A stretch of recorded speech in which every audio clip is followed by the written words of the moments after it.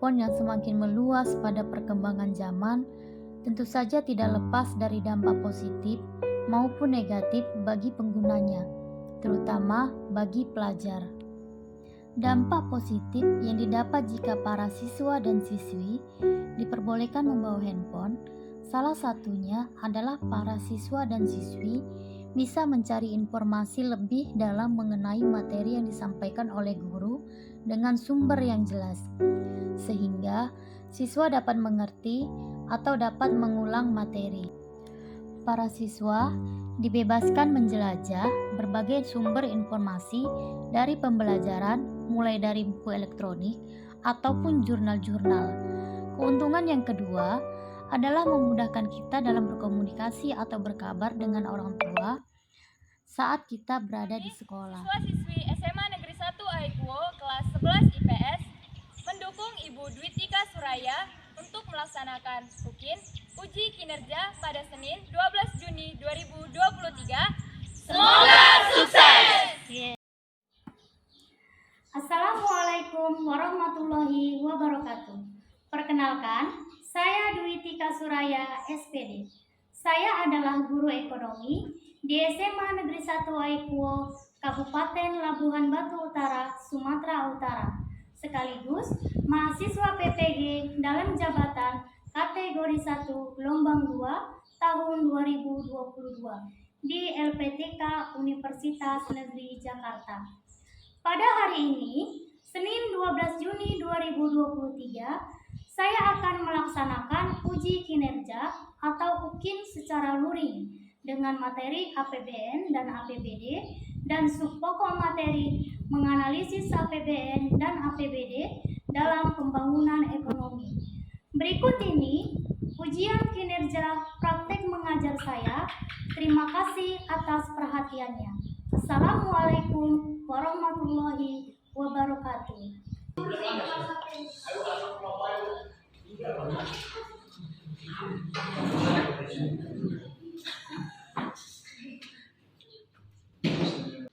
Assalamualaikum warahmatullahi wabarakatuh. Waalaikumsalam warahmatullahi wabarakatuh. Selamat siang semuanya. Selamat siang, Bu. Bagaimana keadaan hari ini? Apakah masih semangat? Semangat.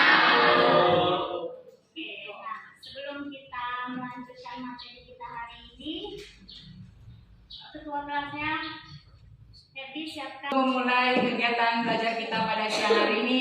Untuk itu marilah kita berdoa menurut agama dan kepercayaan kita masing-masing. Berdoa dimulai.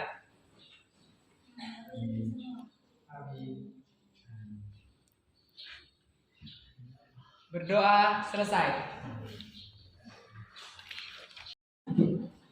Andi, hadir Bu. Repita, Hadir, Bu. Isma, Hadir, Bu. Winda, hadir Bu. Radit, Hadir, Bu. Andi, Hadir, Bu. Alia, hadir Bu. Herdi, Hadir, Bu. Eka, hadir Bu. Sri Mulyani, hadir Bu. Putri, hadir Bu. Desi, hadir Bu. Jahara, hadir Bu. Dimas, Hadir, Bu. Dari Sabang sampai Merauke, dua-dua ya. Dari Sabang sampai Merauke, berjajar pulau-pulau, sambung menyambung menjadi satu, itulah Indonesia.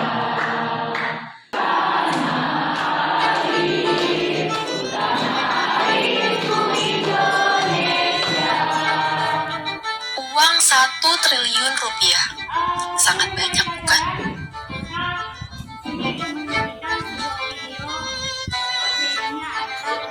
Pernahkah kalian terbayang akan membeli apa saja dengan uang 1 triliun rupiah tersebut?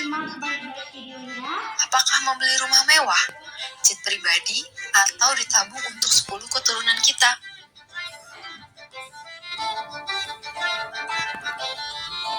Lalu bagaimana jika negara kita memiliki pendapatan sejumlah 1.846 triliun rupiah?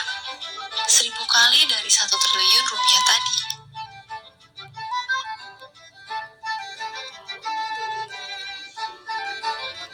Apa saja yang dibelanjakan negara dengan uang tersebut? APBN. Maka hari ini kita masuk materi bab 6, yaitu tentang APBN dan APBD. Nah, konsep dari pembelajaran hari ini yang akan kita pelajari adalah mengenal tentang pengertian APBN, fungsi APBN, tujuan APBN, sumber-sumber penerimaan negara, dan jenis-jenis pengeluaran negara. Nah, APBN menurut Undang-Undang Nomor 17 Tahun 2003 tentang Keuangan Negara Pasal 1 menjelaskan bahwa pengertian APBN adalah sebuah rencana keuangan tahunan pemerintah negara yang disetujui oleh Dewan Perwakilan Rakyat. Nah, jadi ketika kita berbicara tentang APBN, setelah kalian menyaksikan video yang Ibu tayangkan tadi, kira-kira yang dalam pemikiran kalian sendiri APBN itu apa? Pendapatan dan pengeluaran negara. Apa toh? Pendapatan dan pengeluaran negara. Pendapatan dan pengeluaran negara. Yang lain apa? Sama? Sama. Nah, maka jadi anggaran APBN ini akan terlaksana apabila anggota DPR telah Menyetujui. Nah, kata kunci yang harus kita pahami tentang anggaran pendapatan negara ini adalah pendapatan dan belanja. Nah, apa sih tujuan dari APBN? Menciptakan dan meningkatkan kesejahteraan dan kemakmuran rakyat secara menyeluruh. Kalau dibicarakan ini APBN adalah untuk kesejahteraan masyarakat, maka kira-kira dari mana alokasi pendapatan APBN itu kita terima? Pajak. Dari mana lagi? Saya Hardianto. Contoh dari pajak itu ada pajak bumi dan bangunan. Yang lain ada yang bisa nambahkan? Saya Bu, sumber penerimaan APBN itu ada dari pajak seperti yang disebutkan tadi, PBB, lalu ada juga dari hibah, lalu ada juga dari bukan pajak seperti SDA atau SDM, dan juga dia penerimaan dari luar negeri. Ya.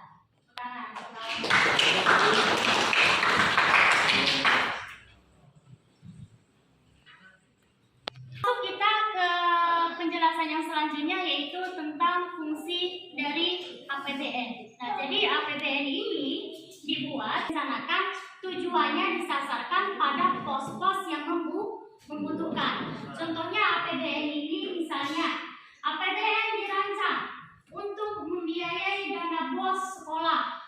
APBN dibuat untuk pengalokasian kepada masyarakat yang kurang mampu. APBN perencanaan ini fungsinya dibuat, contohnya misalnya untuk biaya pendidikan atau mahasiswa bagi yang tidak mampu. Contohnya dia jalur bidik misi. Nah, kemudian kalau ini adalah fungsi alokasi. Fungsi alokasi ini apa? Adalah mengalokasikan faktor-faktor produksi yang tersedia di masyarakat sehingga kebutuhan masyarakat umum terpenuhi. Alokasi.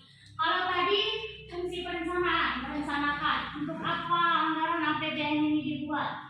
Kemudian pengawasan, berarti ada yang mengawasi. Kemudian otoritas, ada hak atau kekuatan di situ yang mempunyai wewenang.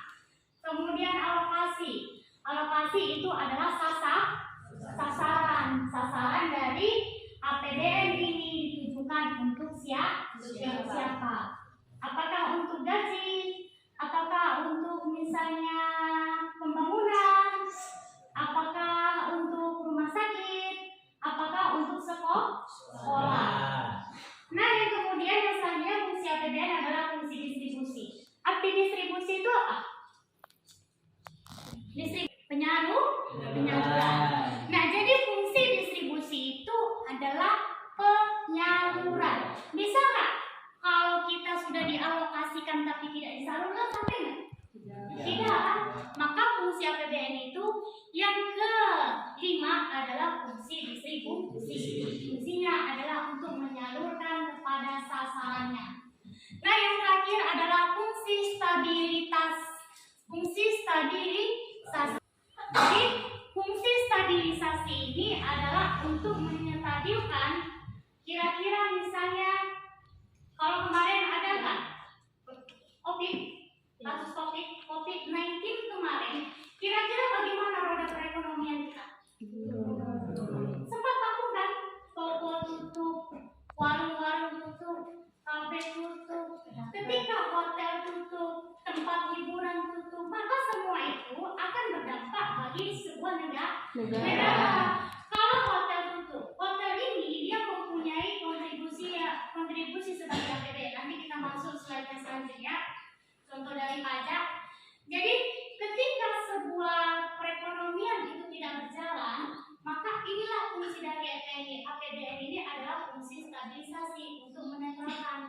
Jadi APBN ini sebenarnya harus mempunyai cadangan dana di sini. Jadi fungsinya apa? Roda perekonomian tidak berputar. Bagaimana roda perekonomian tidak berputar? Dan bagaimana masyarakat itu makan kalau roda perekonomian tidak berputar? Kita dikasih jarak, kita nggak boleh jualan. Pada saat itu kan kita nggak boleh jualan kan? Kita nggak boleh jualan, kita disuruh di rumah. Terus masyarakat mau makan apa kalau kita disuruh di rumah aja gitu? Maka pada saat itu kan ada penyaluran dana kan untuk COVID-19 kan? Ada tidak? Ada penyaluran dana untuk COVID-19. Maka itulah dari fungsi dari stabilisasi. Nah, jadi sumber-sumber penerimaan negara itu dibagi menjadi 3. Pertama, ada penerimaan dalam negeri. Penerimaan dalam negeri itu contohnya adalah penerimaan pajak. Nah, yang pertama ada namanya penerimaan pajak. Pajak penghasilan, Bu. PPH adalah pajak penghasilan. Penerimaan dalam negeri atau penerimaan pajak tadi contohnya adalah PPH, pajak penghasilan. Pajak penghasilan ini siapa? Adalah orang yang bekerja. Orang yang bekerja dengan upah minimumnya atau gajinya di atas rata-rata, maka itu bisa dikenakan pajak. Siapa dikenakan pajak? PNS juga dikenakan pajak. Dari pajak yang diperoleh dari gaji kita. Nah, kemudian ada PPN. Apa yang PPN? Pajak penjualan. Di mana kita memperoleh, itu sering kita lihat PPN? Restoran. PPN sering kita lihat di restoran, di hotel, di mall. Berapa besarnya? 10%. Maka besarnya PPN senilai 10%. Jadi kalau kita belanja 1 juta, PPh-nya 10%, maka yang kita bayar berapa? 1.100.000. Jadi 100.000 itulah yang disumbangkan untuk negara sebagai namanya pajak penghasilan. Nah, kemudian ada contohnya lagi PBB, pajak bumi dan bangunan.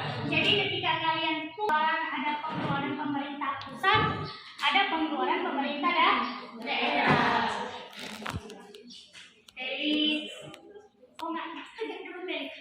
Bentuk pengeluaran, jenis-jenis pengeluaran negara itu ada 2.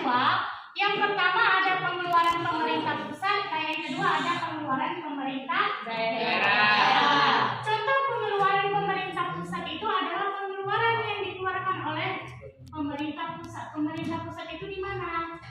Di Jakarta. Nah, apa sih contoh pengeluaran pemerintah pusat yang dikeluarkan? Yang pertama ada namanya pengeluaran rutin. Jadi itu harus dikeluarkan secara rutin. Setiap bulan ada waktunya. Contohnya apa pengeluaran yang dikeluarkan? Belanja pegawai, belanja barang, belanja modal. Nah, kemudian ada namanya pengeluaran pembangunan. Kalau ini tidak dikeluarkan secara rutin. Contohnya apa? Pembiayaan pembangunan. Pembiayaan proyek. Itulah dari contoh dari belanja adalah jenis pengeluaran belanja pemerintah daerah. Belanja pemerintah daerah yang pertama ada namanya di sini dana perimbangan. Dana perimbangan itu adalah alokasi dana pengeluaran pemerintah pusat yang disesuaikan dengan kebutuhan. Contohnya apa? Dana bagi hasil, dana alokasi umum, dan dana alokasi khusus. Nah, yang kedua yaitu belanja pemerintah daerah yang kedua, yaitu adalah dana otonomi khusus. Apa itu dana otonomi khusus? Adalah dana yang dialokasikan untuk membiayai pelaksanaan otonomi khusus suatu daerah. Jadi penyaluran dana otonomi khusus ini disalurkan di provinsi, saat ini masih di provinsi Papua. Pernah dengar proyek pembangunan jalan yang ada kasus pembunuhan? Nah, itulah dia yang disebut dengan, itulah penyaluran dana yang disalurkan oleh pemerintah pusat, yaitu dana otonomi khusus. Nah, sampai sini ada yang mau ditanyakan? Selanjutnya karena sudah tidak ada lagi yang bertanya, maka duduk sesuai dengan kelompoknya masing-masing.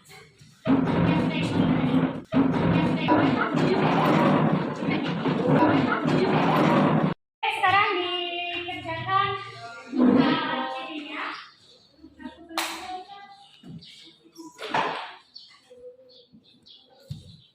Tulis nama kelompoknya.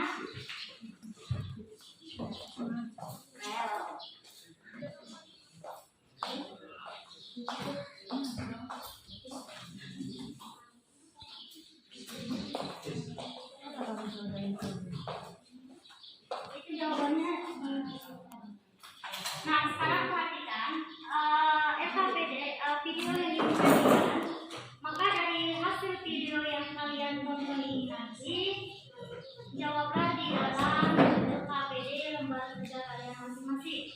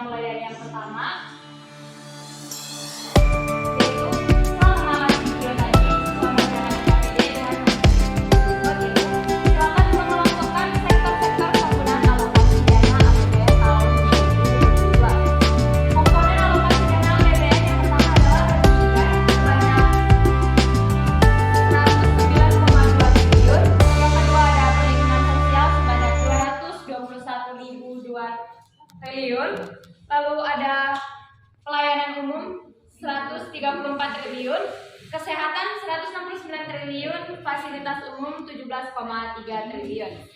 Lalu pertanyaan kedua, apa saja prioritas APBN tahun 2022? Jelaskan pendapat Anda secara detail. Untuk prioritas APBN 2022 yaitu melanjutkan akselerasi penanganan COVID-19. Di mana kita tahu Indonesia mengalami krisis pandemi COVID-19 pada tahun 2019 sampai ke 2020. Jadi pada saat 2020 APBN dikhususkan untuk melanjutkan akselerasi penanganan COVID-19 mulai dari suntik vaksin dan juga obat-obatan serta penanganan yang masih terjangkit wabah virus COVID-19. Lalu yang terakhir adalah penggunaan alokasi dana APBN terbesar pada sektor apa saja dan berikan alasan Anda mengapa sektor tersebut dijadikan sebagai prioritas. Menurut dari tabel yang telah kami tulis sebelumnya, sektor yang paling banyak dijadikan sebagai prioritas yaitu perlindungan sosial. Nah, perlindungan sosial ini menyangkut pendataan korban bencana dan pasca bencana, lalu ada pembinaan dan pengendalian program keluarga harapan atau PKH. Selanjutnya juga di situ tertera juga ada pelayanan umum sampai kesehatan, pendidikan dan fasilitas umum. Menurut kami di APBN seharusnya yang paling tinggi adalah kesehatan dan juga pendidikan. Sebagaimana kita tahu, pendidikan di Indonesia tertinggal ratusan tahun dari mereka yang bersekolah di Eropa, dan juga kesehatan di Indonesia mulai dari stunting, kekurangan gizi dan lain sebagainya masih menjadi fokus utama kesehatan di Indonesia. Sekian dari presentasi kami. Jika ada kesalahan kami mohon maaf dan terima kasih. Oke, bagaimana dengan kelompok yang di depan? Ada yang mau ditanyakan kelompoknya? Pada kelompoknya? Ada yang mau ditanyakan pada kelompok yang menyajikan materinya? Gak ada, Bu. Hasilnya atas? Beri tepuk tangan.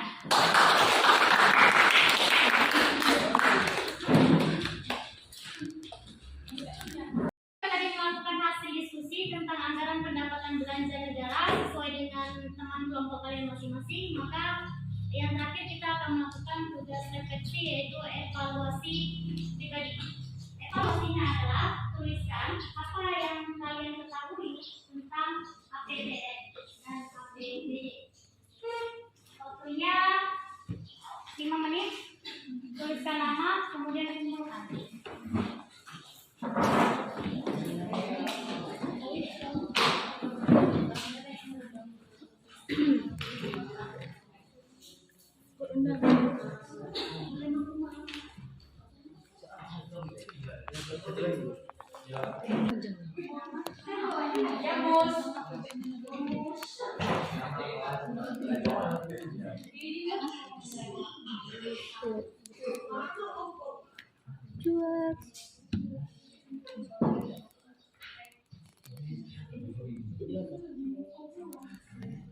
Ada pulpen.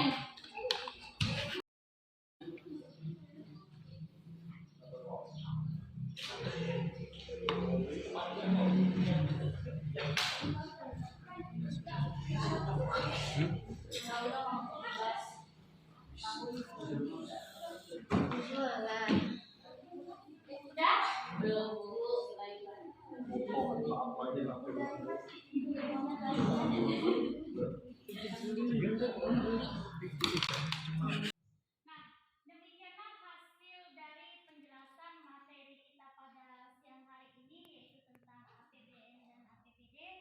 Nah, semoga materi yang Ibu sajikan tadi itu bisa akan bermanfaat untuk kita di masa depan. Nah, jadi APBN itu adalah sebagai